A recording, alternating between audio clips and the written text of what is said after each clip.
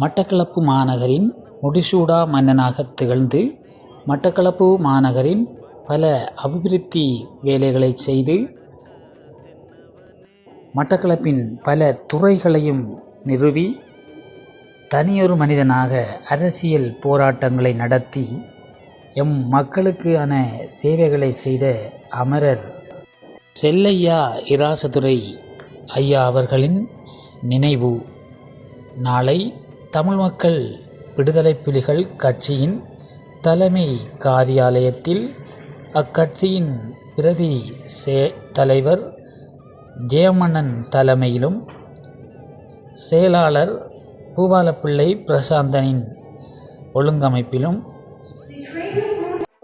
14/12/2025 அன்று கட்சியின் காரியாலயத்தில் நினைவேந்தப்பட்டு சுடர்கள் ஏற்றி அஞ்சலிகள் செலுத்தப்பட்டது. உண்மையிலே மறக்க முடியாத ஒரு மாமனிதர். மட்டுமா நகரில் மிக பெருமொரு அரசியல் சாணக்கியன் தன்மை உடைய ஆளுமை நாயகன் ஐயா. அரசியலுக்கு கொண்டு வந்தவர் அண்ணன் ராஜதுரை. மாமாங்கம், கொட்டுக்குளத்தின் மாரியம்மன் கோயில் போன்ற இடங்களில் அந்த நேரம் தாழ்த்தப்பட்ட சமூகத்தவர்கள் உள்ளே நுழைய முடியாது. ஆனால் அதை எல்லாத்தையும் சண்டை பிடித்து போராட்டங்களை நடத்தி அவர்களை எல்லாம் உள்ளே நுழையக்கூடிய இடத்தை பெற்றுக் கொடுத்தவர் அண்ணன். 1958ஆம் ஆண்டு அந்த நேரம் சுரிமா பண்டார் நாயக் அவர்கள் ஆட்சி செய்கின்ற நேரம் அரசினர் கல்லூரி, இடிஐ, சின்னாஸ்பத்திரி போன்ற இடங்களில் எல்லாம் குடியிருந்த சிங்கள மக்களையும் அங்கங்கே மட்டக்களப்பில் பறந்து வாழ்ந்த சிங்கள மக்களையும் ஒன்று சேர்த்து ஒரு இடத்தை உருவாக்கி கொடுங்கள் என்கின்ற ஒரு ஏற்பாடு பண்ணப்பட்டது. அதற்கு சுரிமா பண்டார் நாயக்கா அம்மையாரிடமிருந்து மட்டக்களப்பு போலீஸ் நிலைய பொறுப்பதிகாரியாக இருந்தவரின் பெயர் உடுகவர். அவர் மூலமாக எல்லோரும் குடியேறுவதற்கு தயாரானார். இது அண்ணன் ராஜதுரைக்கு வந்தது. உடனடியாக அவருடைய எண்ணம் மாமங்கத்தை சூழ சிங்கள மக்கள் குடியேறிவிட்டால் கதிராமம் போல நம்ம அப்படியே கைப்பற்றலாம் என்றுதான் அவர்களுடைய திட்டம். அண்ணன் ராஜதுரை அவர்கள் தன்னன் தனியாக போய் நின்று எல்லா மக்களையும் கூப்பிட்டு மோசாப்பட்டி, கோட்டமனை, கொப்படிச்சோலை இப்படி பல இடங்களில் இருந்த மக்களை எல்லாம் கொண்டு குடியேற்றினார். செய்து மக்களுக்காக சேவை செய்தவர்களை துரோகிகள் என்று சொல்லுகின்றார்கள்.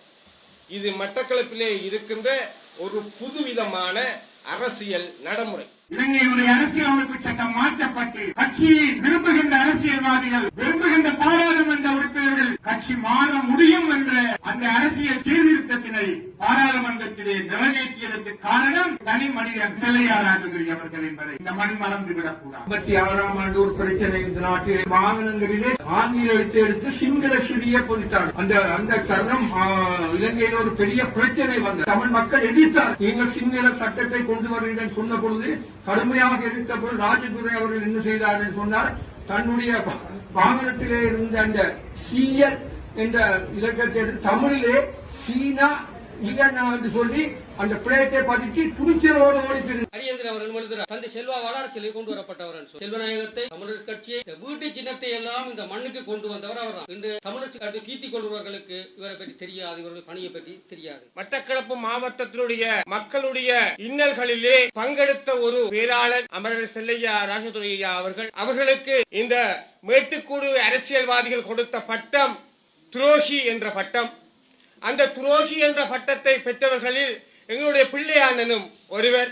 இந்த 2 துரோக பட்டங்கள் எடுத்தவர்கள் தான் மட்டக்களப்பு மாவட்டத்தினுடைய அபிவிருத்தியிலே இன்று மக்களால் பேசப்பட்டுக் கொண்டிருக்கின்றனர் என்பதை நாங்கள் நினைந்து கொள்ள வேண்டும். நாங்கள் மட்டக்களப்பு மாவட்டத்தினுடைய மைந்தர்கள், மட்டக்களப்பு மக்களை நேசிக்கின்ற கட்சியை சேர்ந்தவர்கள் என்ற வகையிலே சிறையிலே வாடிக்கொண்டிருக்கும் கௌரவ சிவனேஸ்வர சந்திரகாந்தன் அவர்கள் மீண்டும் அதிகாரத்துக்கு வருவார். இந்த மட்டக்களப்பு மாவட்டம் எழுச்சி வரும் என்ற நோக்கத்தோடு முதலாவதாக இந்த திருமலை சந்தியிலே இருக்கின்ற சன்பென்சி முன்பதாக கௌரவ சிவனேஸ்வர சந்திரகாந்தன் அவர்களுடைய கரங்களினால் ராஜதுரை ஐயா அவர்களுக்கு ஒரு சிலை எடுக்க வேண்டும் என்பதை நான் இவ்விடத்திலே ஆணித்தரமாக கூறிக்கொள்ள விரும்புகின்றேன். 1977ஆம் ஆண்டு தேர்தலிலே மட்டக்களப்பு மாவட்டத்தில் ஒரே கட்சிக்குள்ளேயே போட்டியை உருவாக்கி மட்டக்களப்பு மக்களுக்குள் பிளவை ஏற்படுத்தி ராஜதுரை அவர்களை தோற்கடிக்க தலையாலை மண்கிண்டியவர்கள் தமிழரசு கட்சியினர். இப்போது இருக்கின்ற தலைமுறை செல்லையா ராஜதுரை என்கின்ற ஒரு அரசியல்வாதி மட்டக்களப்பிலே 33 வருடங்கள் முடிசூடா மன்னனாக திகழ்ந்திருக்கின்றார் என்கின்ற விடயங்கள் தெரியாது. இணையதளங்களிலே அல்லது இணையத்தில் நீங்கள்